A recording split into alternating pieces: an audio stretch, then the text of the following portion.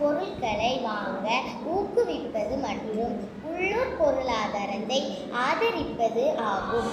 இதன் நோக்கம் தன்னிறைவு பெற்ற ஒரு தேசத்தை உருவாக்குவதை நோக்கமாக கொண்டுள்ளது. பண்டிகை காலங்களில் உள்ளூர் பொருட்களை வாங்குமாறு மக்களை வலியுறுத்த வேண்டும். உலக சந்தைக்கு